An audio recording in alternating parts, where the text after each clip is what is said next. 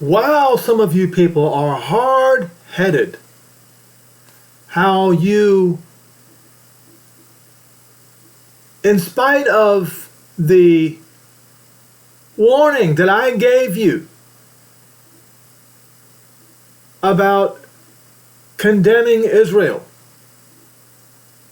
and what happens when you do it, and your whole history of Christianity from 325 is rife with the rape and pillage, murder, damnation of all things Israel, including its Messiah, by the way.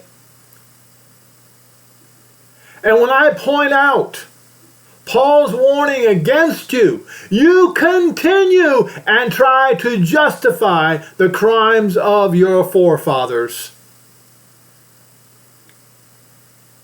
since 325. So here we have Gary Champagne, 1734. He makes a remark on the comments on Constantine Creed injects venomous anti-Semitic curse into all Christians. And what does he do? He justifies the Christian stance to curse Israel. And he says, in the Song of Moses, he stated Israel was bringing about its own end in its last days' destruction. So I countered with this response. And Moshe in Deuteronomy spoke of the promise of redemption of all Israel, and that Israel's enemies would be cursed in the last days. You can read Deuteronomy 30 and you'll see it's in the last days. What do you have to say about that? Are you still going to be Israel's enemy, or do you wish for that curse? The next one. I'm not sure which.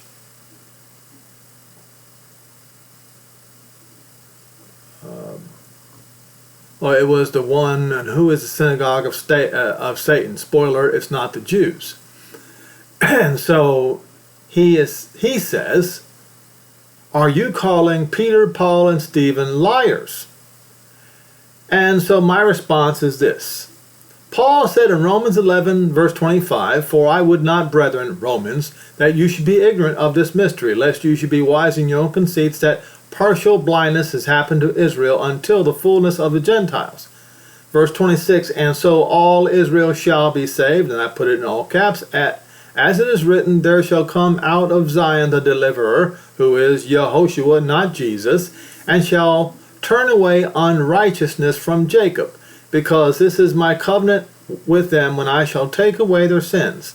As concerning the gospel, as you say, but in proper English it should be the glad tidings.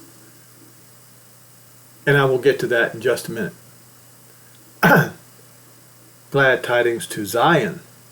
They are, concerning the gospel, that, or glad tidings, they are enemies for your sakes. But concerning the election, they are the elect for the beloved's sakes, Abraham, Yitzhak, and Yaakov's sakes.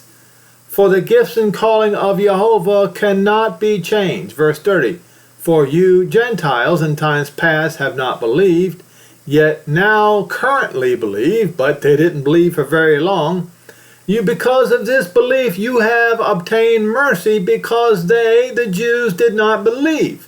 Even so have these Jews who do not now believe, because you received mercy, they shall also obtain mercy.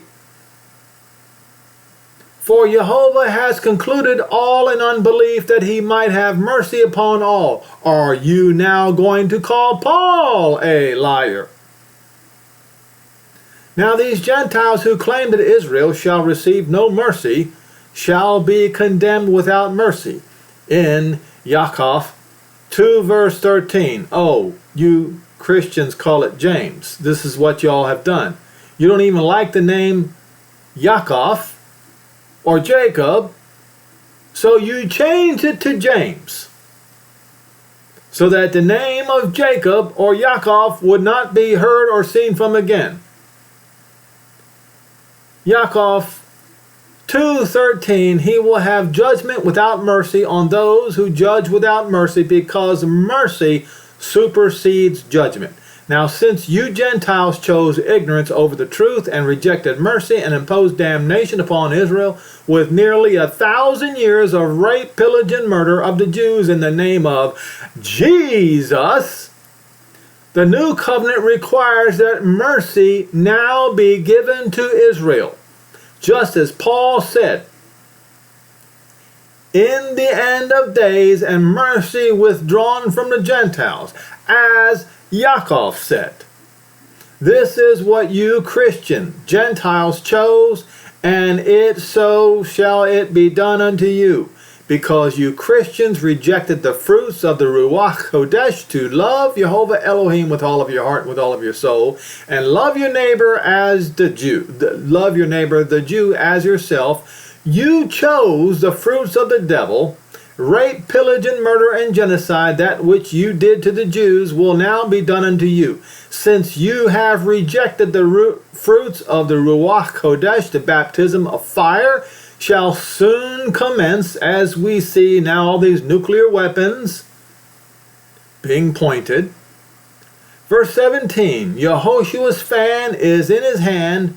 This would be, I forgot to put the scripture up there. But you can Google, you can use the Bible Hub to find the scripture. Is in his hand, and he will thoroughly purge his floor, and will gather the wheat into his garner, but the chaff he will burn with fire unquenchable. And these people, they can't stop condemning the Jew. Why did this happen? Well, just like the Jews say, and they are right for saying this, it is given to them when they are children in their mother's milk, the Christians. You see, they pass it down from generation to generation to generation to generation with the Constantine Creed, the Council of Nicea, the Council of Antioch, the Council of Laodicea. I will read it to you again.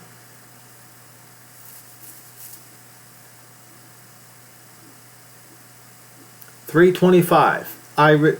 This is what all Christians are commanded to do. They are commanded to renounce all custom, rites, legalisms, unleavened bread, sacrifices of lambs of the Hebrews, and all other feasts of the Hebrews, sacrifices, prayers, aspirations, purifications, sanctifications, propitiations, fasts, and new moons, and the Shabbat, and superstitions, and hymns, and chants, and observances, and synagogues.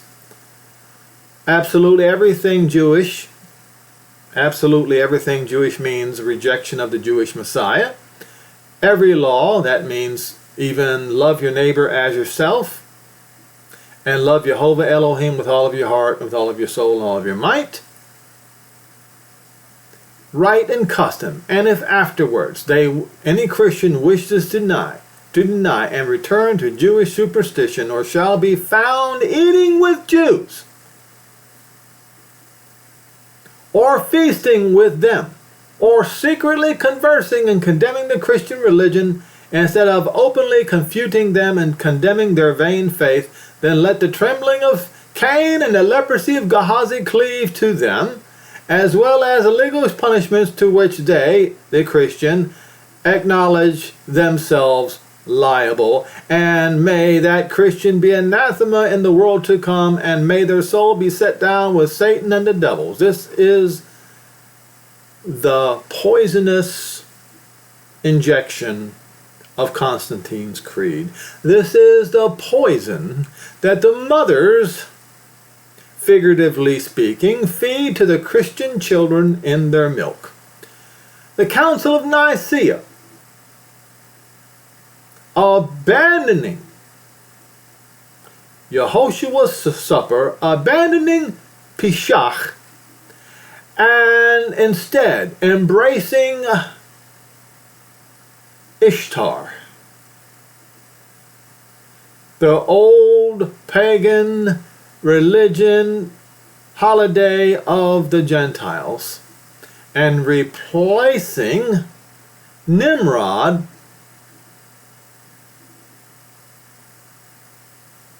as the resurrection instead of Yehoshua,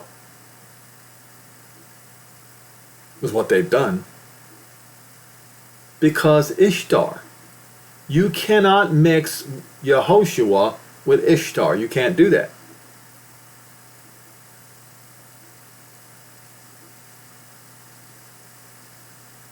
Because Nimrod was Ishtar's son.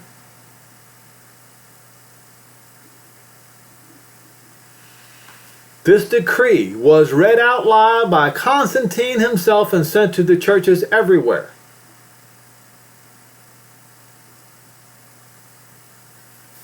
And furthermore, when the question arose concerning the so-called most holy day of the Gentiles, which that means is the most abominable holy day of the Gentiles, it was decreed by common consent to be expedient that this festival should be celebrated on the same day by all in every place. And truly, in the first place, it seemed to everyone a most unworthy thing that they should follow customs of the Jews in celebration of this damnable solemnity. And they accused the Jews of being polluted wretches, although Paul told you otherwise in Romans 11 in the whole chapter. And they accused the Jews of staining their hands with a nefarious crime, and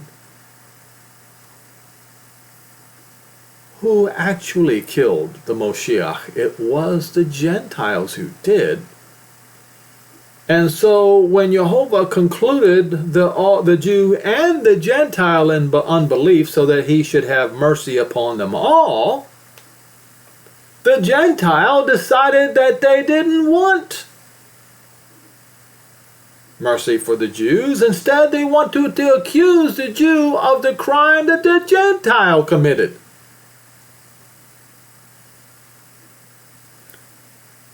The Jew handed over Yehoshua to the Gentiles, and the Gentiles killed them. Now, because the Gentiles, since 325, have accused the Jews of what the Gentiles did, that means that the Gentiles will no longer be shown mercy in the last days. It will be done to them what they accused the Jews of doing.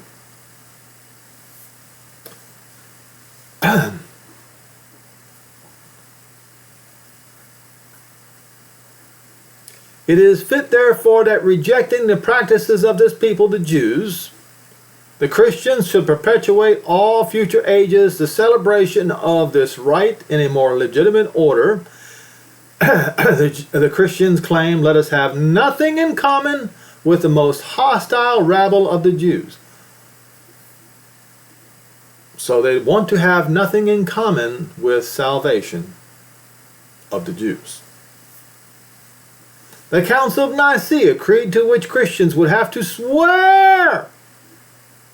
So if you're a Christian, by default, you have sworn to this Council of Nicea to accept all customs, rites, legalism, feasts of the Roman sacrifices, prayers, and purifications with water sanctification by Pontificus Maximus, the high priest of Rome, propitiations and feasts of the Sunday. So all you Sunday worshipers are involved in this.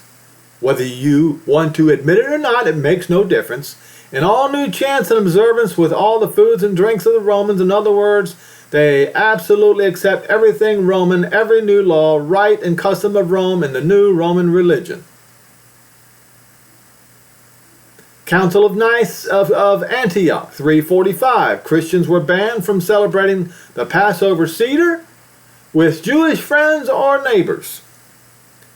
Council of Laodicea, the biblical Shabbat day was outlawed, the very same day that the disciples went to synagogues to preach to both the Gentile and the Jew. And specifically Paul to the Gentile. Christians, Council of Laodicea further said Christians must not Judaize by resting on Shabbat, but must work on that day, rather honoring the Lord's Day if they can, resting as Christians. But if any of these be found to be Judaizers, then the Christians must curse them. So since I am showing you that all Jews of Yehuda and all of the house of Israel from the lost 10 tribes shall be saved and shall return to their own land, as written in the prophets, I'm going to now go to, what this is saying is, the Council of Laodicea is saying that you now must curse me. All right? Now, let me tell you what Paul's curse is on to those who disagreed with what he said. We will first go to Galatians. And he tells the Galatians, I marvel that you are so quickly deserted. You deserted. See that word? Metatithemi.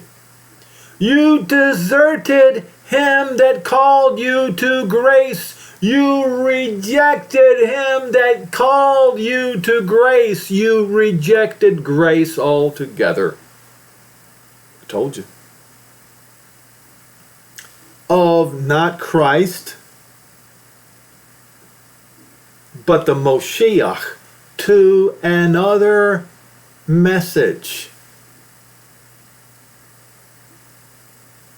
There are some that trouble you that would pervert the glad tidings of the Moshiach. So, here's a warning from Paul.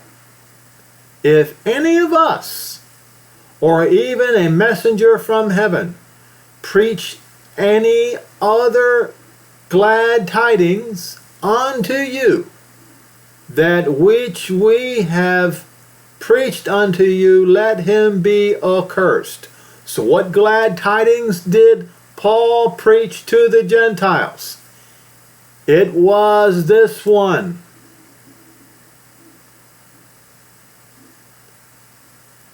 Verse 25 in Romans 11, For I would not, Roman brethren, that you should be ignorant of this mystery, lest you should be wise in your own conceits, that partial blindness happened to Israel until the fullness of the Gentiles. That means until the Gentiles' hourglass is filled. And so all Israel shall be saved. If you have a different gospel than this, then you are under a curse. Because it is written, There shall come out of Zion the deliverer, who will turn away unrighteousness from Jacob, because this is my covenant, the new covenant of Jeremiah 31, verses 31 through 34, and Hebrews 8, verses 8 through 12.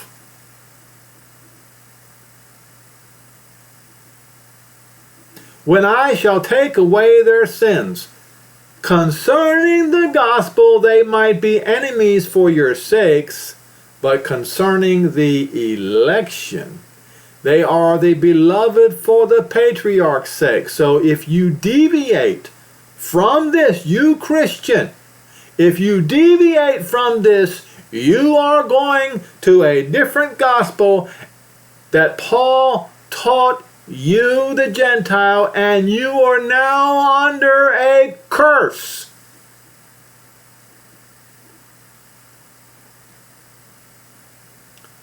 Because the gifts for concerning the election, they are the beloved for Abraham, Yitzhak, and Yaakov's sake.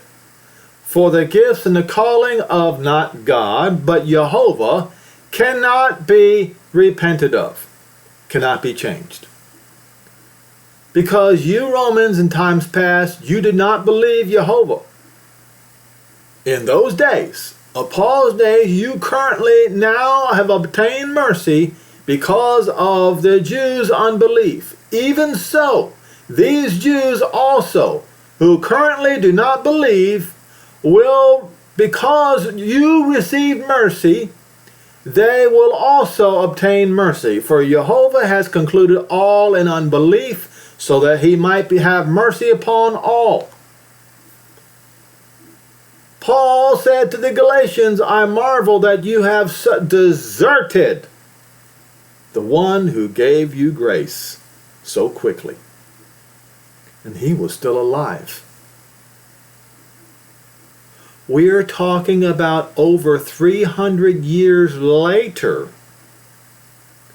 what the church had done. What is then that gospel? Well, we just read what it was. But here's more about the gospel. We'll go first to Isaiah 52 verse 7. How beautiful upon the mountains are the feet of them who bring glad tidings. Good news is the glad tidings is how it should be read in English, so that you don't confuse what the gospel actually means. That brings tidings, beautiful tidings that publish salvation, that publish Yeshua. Yeshua means salvation. Yehoshua means Jehovah is salvation. That's the reason why the Moshiach's name is Yehoshua. That says to Zion, your Elohim reigns, is become king. Your Elohim is your king. Now, so what context is this in? You can't just read this without context. Awake, awake, put on, be strong, O Zion. Telling the Zionists to be strong. I'm a Zionist. Put on your beautiful garments, O Jerusalem, the holy city, for from henceforth there shall no more of the uncircumcised and unclean to enter into your borders. Shake yourself from the dust, arise, and dwell in Jerusalem. Loose the bands of ecclesia from off of your neck, O captive daughter of Zion. For Jehovah, not the Lord, said, you sold out of favor, and you shall, and he's going to come as a redeeming kinsman. You can see it right here, with silver and money. For you have said, Adonai, Jehovah, or for thus says Adonai Jehovah, my people went down aforetime into Egypt to sojourn there, and then the Assyrian oppressed them without cause. And now, says Jehovah, my people are taken for are taken out of favor for nothing.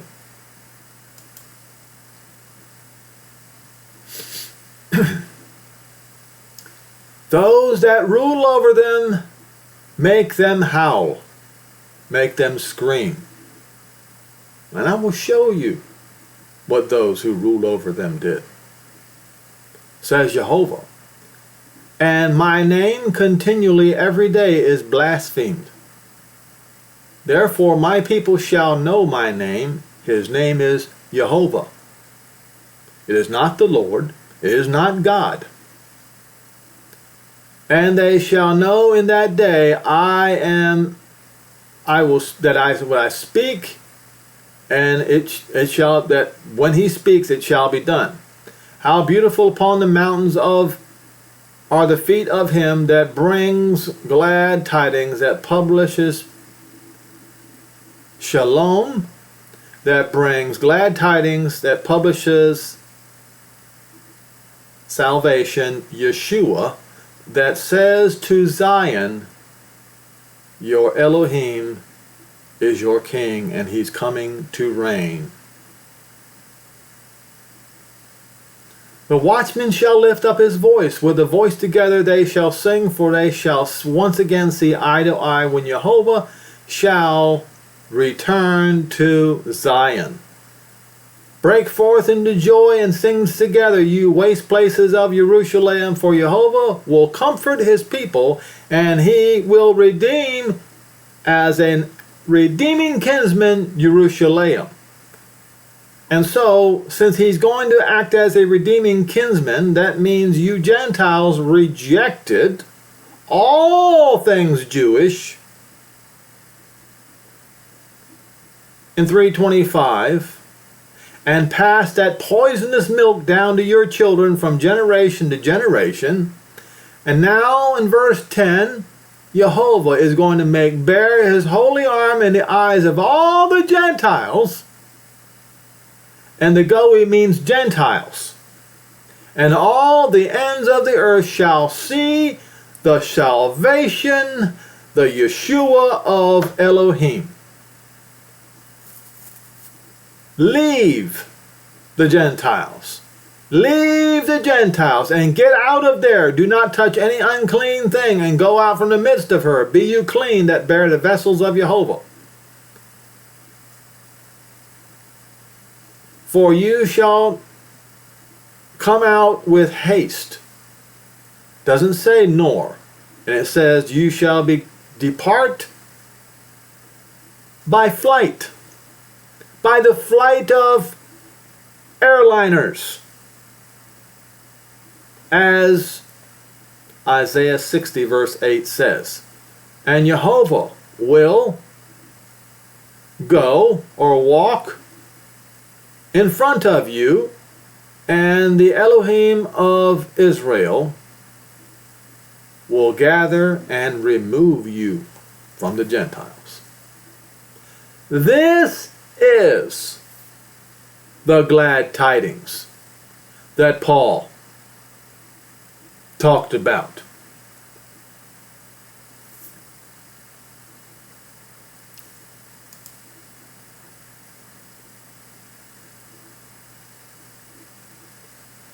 Isaiah 35, where it says, and the ransom of Jehovah will return, and come to Zion with songs and everlasting joys upon their heads, and they shall obtain joy and gladness, and sorrow and sighing shall flee away. Why? Because the wilderness and the solitary place shall be glad for them, and the desert shall rejoice and blossom as a rose. And it is already. Because the first remnant of the Jews of Jerusalem have already shown up. And yes, this is a sign. It shall blossom abundantly and rejoice even with joy and singing, and the glory of Lebanon shall be given to it. So Lebanon will be handed over to Israel.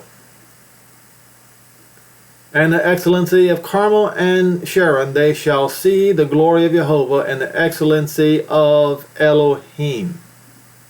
Strengthen you the weak hands, and confirm the feeble knees. Say unto them that are fearful of heart in Israel, be strong, fear not. Your Elohim will come with vengeance. Elohim with a recompense, and he will come and save you. And then the eyes of the blind shall be opened. That's right. What did Paul say? He says they are partly blinded until the time of the Gentiles comes to an end. And all Israel shall be saved. Remember, if you deviate from his words, you are accursed. And the ears of the deaf shall be unstopped. That is, figuratively and literally speaking. And then shall the lame man leap as a deer, and the tongue of the dumb shall sing. For in the wilderness shall waters break out, and streams in the desert. All right. Let's go to Zechariah 2 and verse 10.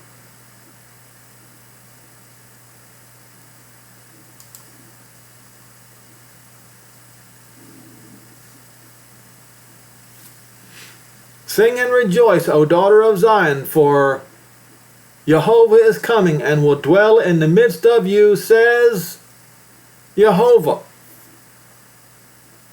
That's also a part of the glad tidings that Paul talked about. Well, you might ask, well, how does a Gentile, and how's a Gentile? Well, if you read the whole chapter of Romans 11, you will see that the Gentiles have to be grafted in among the branches of Israel. They cannot, as joint partakers, they cannot be the enemies of Israel. If they are the enemies of Israel, they will be subject to the curse that Paul talked about. They will be subject to the curse that Moshe spoke of in Deuteronomy 30.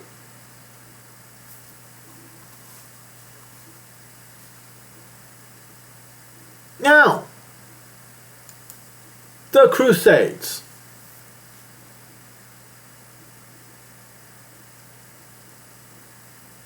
The people, the onward Christian soldiers, going off to war with the cross of Jesus going on before. What did they do?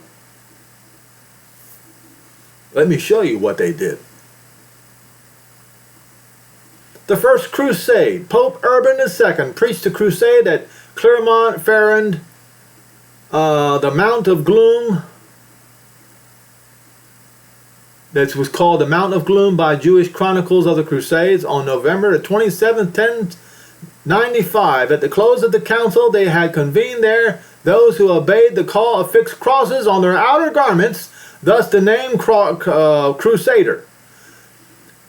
The Jew termed them To'im, not to be confused with To'am, but To'im, meaning misguided wanderers. At the outset, nothing in the proclamation of Urban II seemed to threaten the Jews, but would appear that the Jews in France sensed danger, since they sent emissaries to the Rhine communities to warn them of the possible threat.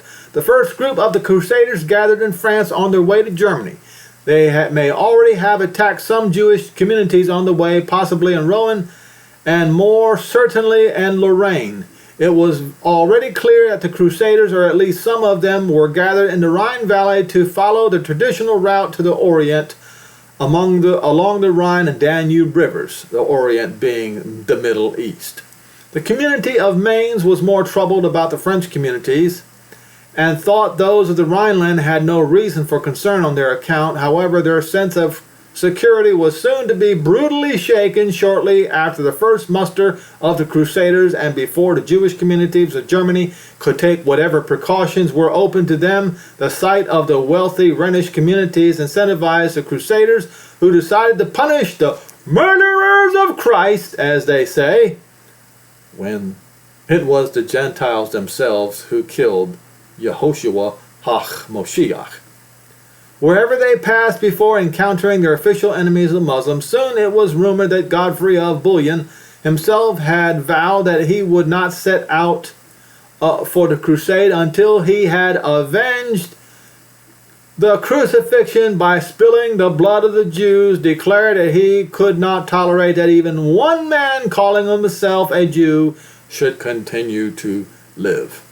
Now let's go to the Second Crusade. The loss of Edessa by the Crusaders in 1144, the West became troubled over the fate of the Latin kingdom of Jerusalem. A new crusade to save it was preached by Pope Eugene III. The popes attempted to encourage the Crusaders at the Jews' expense. Innocent III in 1198 ordered that no interest should be chargeable during the absence of Crusaders on debts they incurred to the Jews, and that anything had already received should be returned. Since the return of the Crusaders was problematical, this restriction, when it was observed, implied that at best the immobility of Jewish capital over prolonged periods. And see, back in those days, Jews were not even allowed to trade. They were not allowed to have lands. They were not allowed to farm. The only thing that they were allowed to do was usury. So now they weren't even allowed to do that. So the edict was to starve the Jews to death.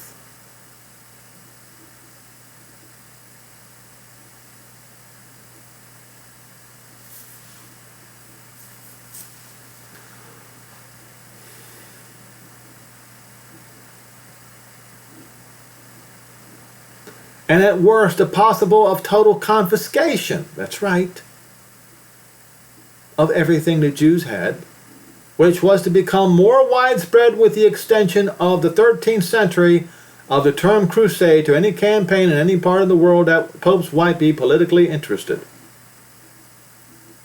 Naturally, this caused great difficulty for the Jewish creditors in one way or another. As soon as the Second Crusade was announced, the clouds began gathering more over the Jews of Europe.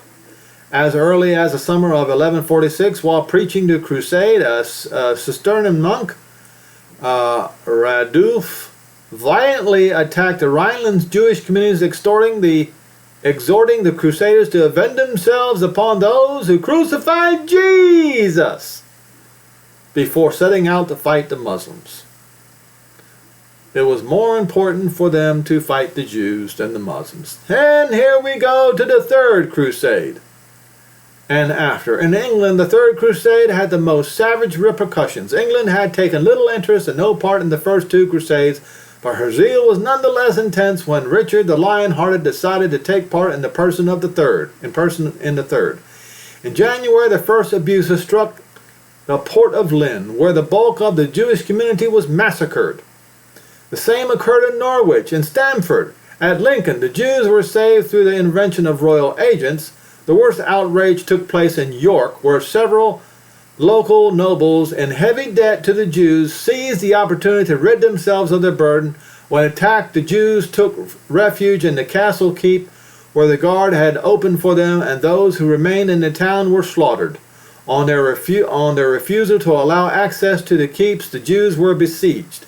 On March 16, on the eve of Passover, the Rabbi Yom Tov B. Isaac of Joini realized that all hope was lost, asked his brethren to choose suicide rather than submit to baptism.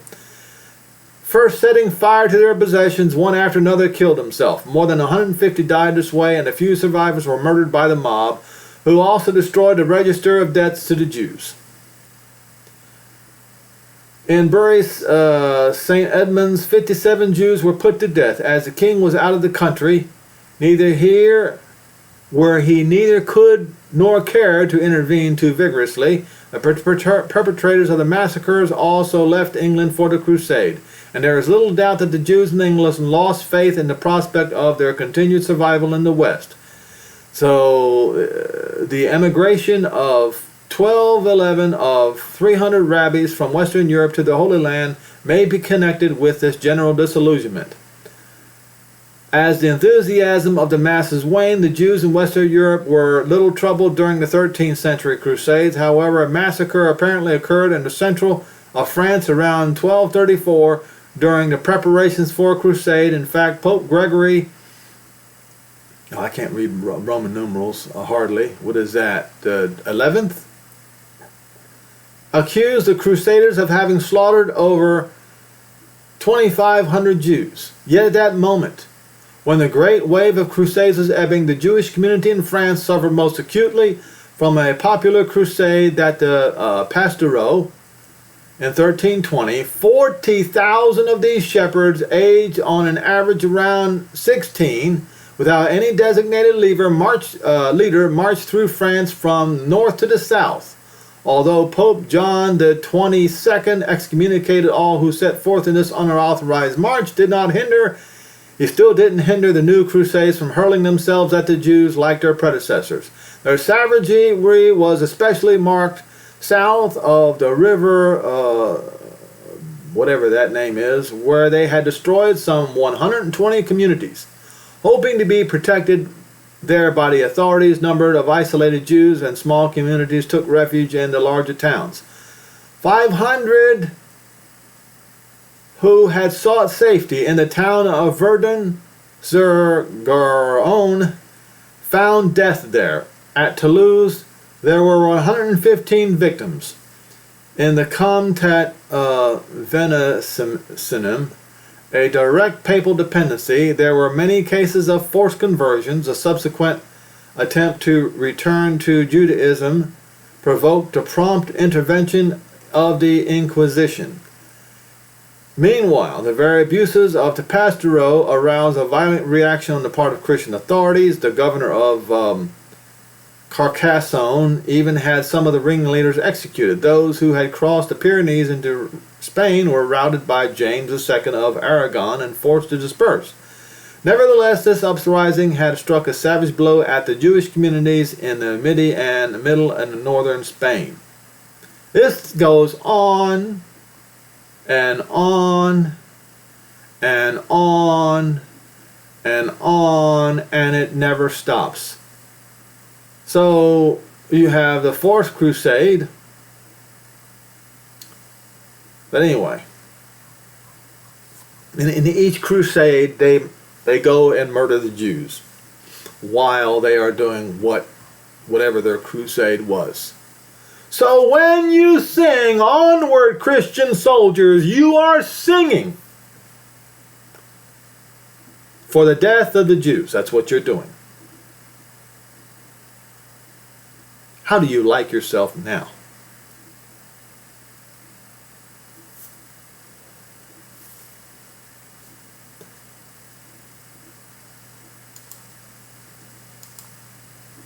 Should I do Adolf Hitler and the Pope? I probably will stop this video right now, and I will continue in some form or another in another video with Adolf Hitler and the Pope, how Adolf Hitler and Benito Mussolini, who the Pope, after so many years, exiled and had his power removed by Napoleon, was reinstituted by Adolf Hitler and Benito Mussolini. And I will show you, once again, as I've done many times in the past, how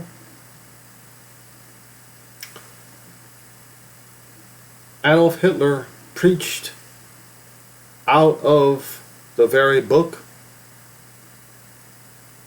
In English, it's called "To the Jews and Their Lies." It is a most blasphemous book, much like Martin Luther's other book, Von Shem HaMaforesh, where the father of all Protestantism, which United States of America is a Protestant country, blasphemes Shem Yehovah, blasphemes the Jewish people, and their salvation.